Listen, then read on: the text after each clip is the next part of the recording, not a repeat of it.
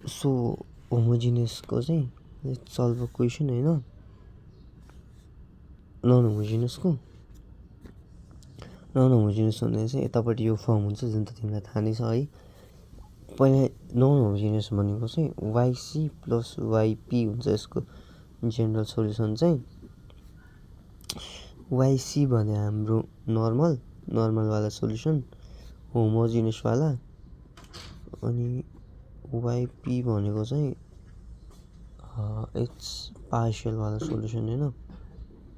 So Y C त तिमीलाई निकाल्न आउँछ नै, यसलाई Y down derivative plus 5y plus 6y equals to 0 गरिदिने, अनि त्यसपछि गएर सल्भ गरेर एन्सर निकाल्ने होइन। पार्सियल गर्नु चाहिँ भन्छु है म। सो पार्सियलमा y double prime plus 5y plus 6y equals to x square छ नि त। अब चाहिँ यहाँनिर पहिला let y equals to ax square plus bx plus c गरेँ है।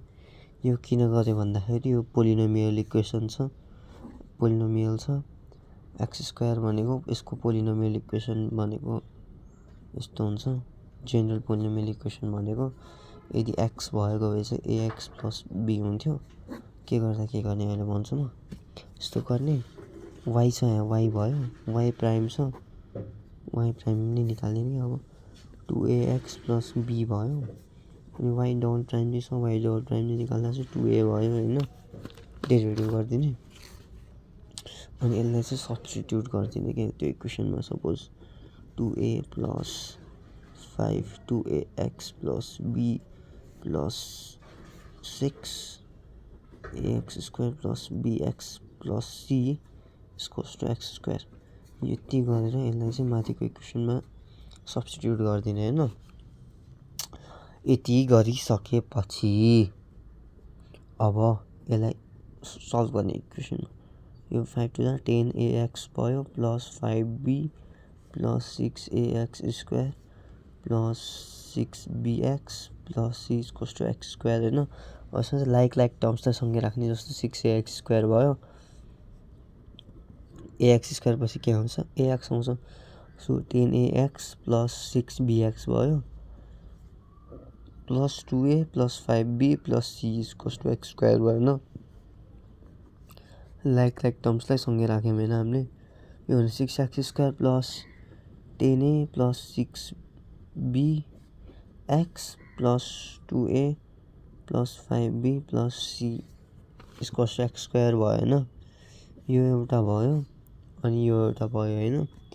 यसको अगाडि एक्स स्क्वायर छ, यसको एक्स स्क्वायर छ, यसको एक्स छ, यसको नथिङ भ्याल्यु 0 छ होइन।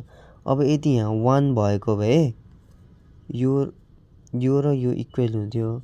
अब यदि यहाँ यस्तो हुन्छ कि यसमा चाहिँ यतापट्टिको एक्स स्क्वायर र यतापट्टि जे छ नि, यतापट्टि चाहिँ हाम्रो इक्वल्स टु उतापट्टि जे छ नि, यस्तो कन्डिसनमा त्यसको कोएफिसिएन्ट र यतापट्टि अब यहाँ एक्स भएको भए एक्सको कोएफिसिएन्ट र यो एक्सको कोएफिसिएन्ट इक्वल हुन्छ कि। अनि यदि यहाँनिर 1 भएको भए त्यो 1 र यो चाहिँ इक्वल हुन्थ्यो कि। अब यहाँ एक्स स्क्वायर छ, यहाँ नि एक्स स्क्वायर छ भनेपछि कोएफिसिएन्ट चाहिँ इक्वल हुने भयो होइन। सो हाम्रो 6a भनेको हामीसँग 1 आयो, a भनेको 1/6 आयो होइन त। अनि त्यसपछि गएर हाम्रो b भनेको कति आयो भन्दाखेरि b भनेको यसरी आउँदैन, माइ ब्याड। अब यहाँ हाम्रो अर्को इक्वेसन के आयो भन्दाखेरि 10a प्लस 6b भनेको यहाँ त एक्सको कोएफिसिएन्ट त छैन, त्यही भएर 0 हुन्छ। अनि प्लस यतापट्टि फेरि 2a plus 5b plus c equals to 0 भयो। अब a को भ्यालु त छ, अब हालेर सल्भ गऱ्यौँ। 10/6 प्लस 6b इक्वल्स टु 0 होइन। यसलाई सल्भ गरेर b को भ्यालु निकालौँ।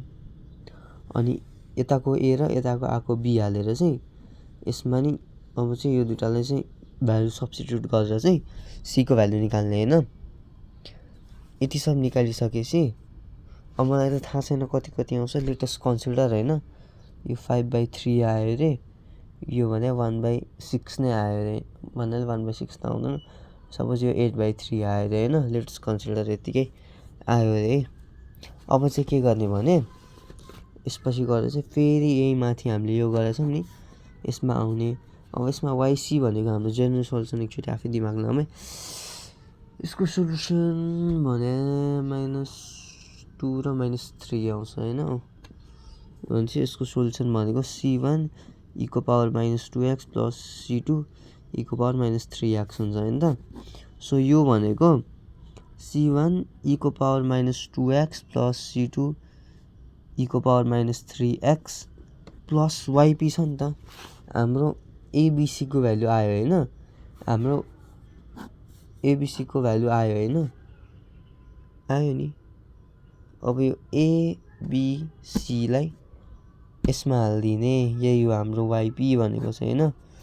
सो हाल्यो भने x²/6 प्लस 5/3x प्लस 8/3 भयो। यसलाई चाहिँ यहाँनिर प्लस गरिदिने कि plus x²/6 plus 5x/3 plus 8/3। यो चाहिँ हाम्रो जेनरल सोल्युसन हुन्छ नन होमोजिनियसको चाहिँ। अब मेन कुरा आयो होइन, हामीले YP त अघि पोलिनोमियल इक्वेसनको ल्याएको थियौँ होइन, कुन कन्डिसनमा के लेख्ने भनेर। अब यदि x² छ भने यसको पोलिनोमियल इक्वेसन लिने ax² plus bx plus c गरेर। अब यदि x छ भने यसको के हुन्छ ax प्लस b हुन्छ होइन। अब यदि sin x और cos x छ भने a cos x plus b sin x लिने होइन। sin x अथवा cos x जुनसुकै हुन्छ नि यही लिने है, cos यतै हुन्छ sin यतै हुन्छ है। अब यदि x² होइन x² त नभनौँ x sin x छ भने चाहिँ अब x भनेपछि के छ हाम्रो x को ax प्लस b छ, ax plus b sin x को के छ cos x प्लस b को ठाउँमा cx plus d sin x यस्तो हुन्छ है। अब यदि e को पावर ax छ भने त्यो चाहिँ a e को पावर ax हुन्छ होइन। त्यसको चाहिँ y इक्वल्स टु यो लिने है। अब x e को पावर ax छ भनेपछि चाहिँ ax प्लस b e को पावर ax लिख्ने, x² e को पावर x छ भने ax² plus bx plus c e को पावर x लिख्ने, अनि द्याट्स इट होइन। अब यदि sin x e को पावर x छ भने चाहिँ यस्तो क्वेसन त सोधिने a cos x plus b sin x e को power x। So that's it.